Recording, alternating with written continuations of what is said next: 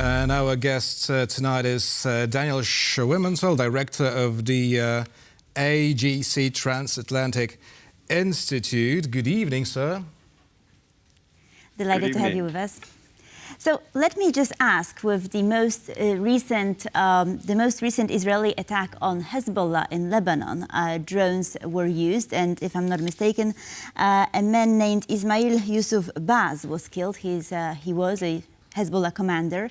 So can we consider this a retaliation, or is it just, you know, the normal exchange of fire between Israel and Hezbollah that was going on before? I don't think that this particular strike is what may at some point be the direct response to the Iranian attacks. This is part of the ongoing war that Hezbollah started basically on October 8th. Unprovoked Hezbollah, which is an arm of the Islamic Republic, and which started on October 8, unprovoked, to fire at Israel, at Israeli civilians in the north. Close to 100,000 Israelis had to flee their homes, have become internally displaced. And Israel is in an ongoing firefight, a small war with this Hezbollah trying to defend its northern border. So we're still waiting for the Israeli response to the Iranian attack, right? Right. As far as I know, that response has not yet come. Right, but after the latest retaliatory attack from Iran, Israel vows to retaliate again. Now, isn't that escalating tensions? The very thing not Israel, not Iran should do at the moment? Well, when you are confronting a fanatical regime that is dedicated to your destruction, then restraint, unfortunately, is unlikely to produce de-escalation, as we have seen in the case of Russia. Weakness, accommodation, appeasement, whatever you want to call it, vis-a-vis a radical regime is not bringing peace or advancing human rights, but is only inviting more aggression. So it is, of course, up to the Israeli population and the Israeli government to decide whether and how to respond.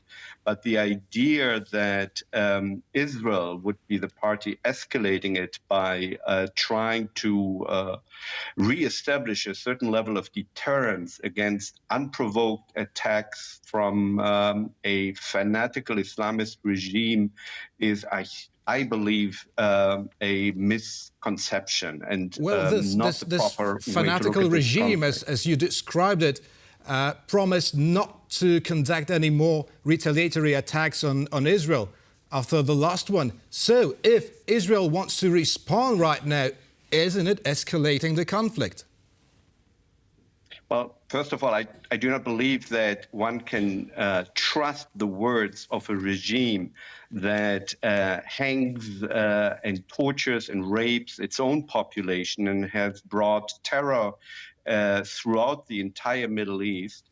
So that would be my first comment. But ultimately, as I said, there is an ongoing war. We just discussed the war against Hezbollah. Hezbollah is, for all practical purpose, really part of the Islamic Revolutionary Guard Corps. It's not a Lebanese military. It really is an Iranian military. So Iran has declared war basically 40 years ago against Israel, and has been conducting a war against Israel mostly through proxies, but also directly. And on Saturday, for the first time, by firing missiles. So the idea, and it would be fantastic if Israel could now, by ending Iranian aggression against Israel, then fantastic. But I mean, unfortunately, this is not the case. Nobody in Israel wants a war with any of its neighbors, let alone Iran. But unfortunately, Iran, or I should say the Islamic Republic, not the Iranian people, is imposing this war on Israel. Right. Just a small comment on what you said. Hezbollah is also a political party in Lebanon, right? So we have to keep that in mind. And of course, there is a consensus that Hassan Nasrallah does not want Hezbollah to get involved in the war because, of course, of the dire economic situation in Lebanon, among other reasons, right? That's why they were expanding the front line horizontally to Golan. But anyhow, I wanted to ask you about something else. The project 10-7. What is it? I know that your organization is spearheading it.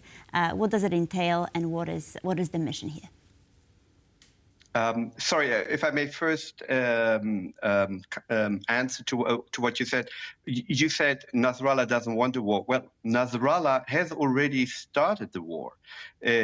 Since October 8, Hezbollah has fired by now hundreds, if not thousands, of rockets against Israeli civilian villages and cities.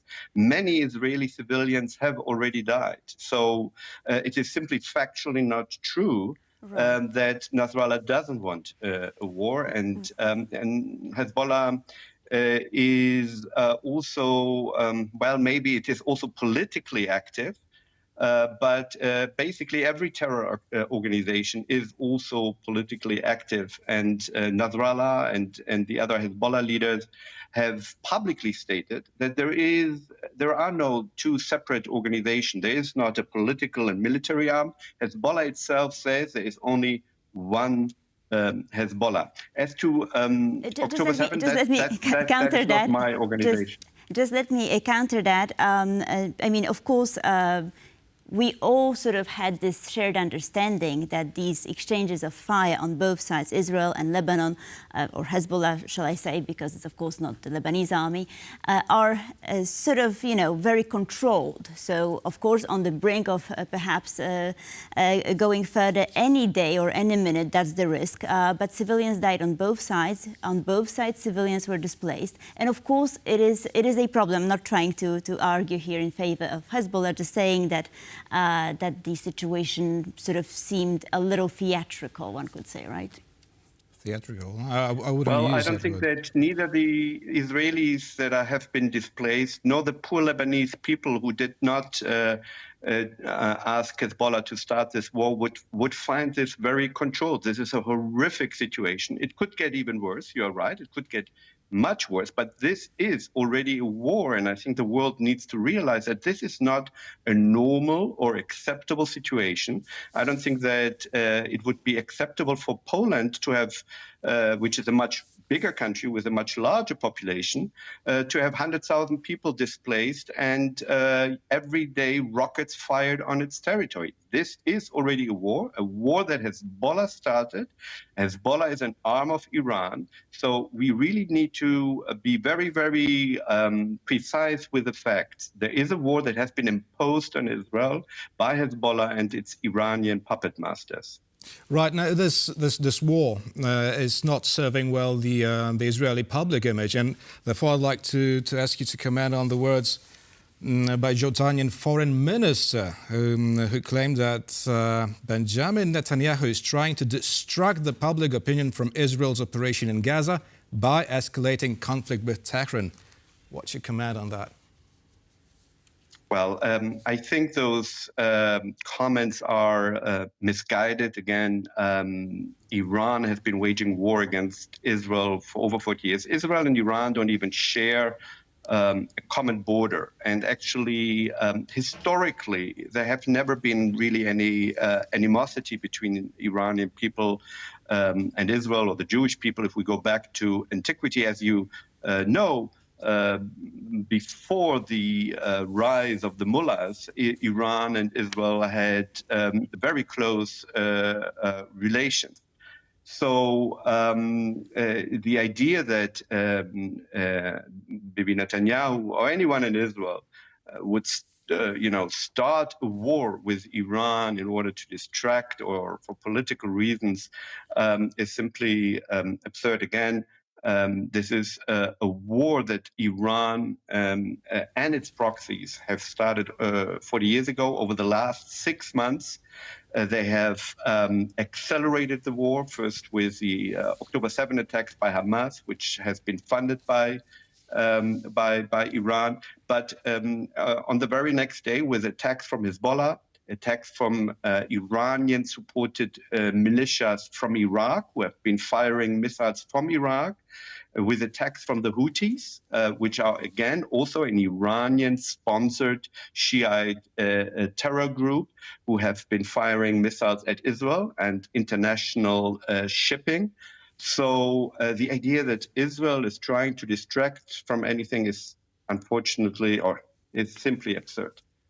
Right. I also need to ask you, because you have a degree in law, so I need to ask you about the legal aspect of Israeli strike on the Iranian consulate in Damascus. Was it lawful? Well, I have a degree in European law, but not in the law of armed conflict. But I have tried to educate myself about the situation.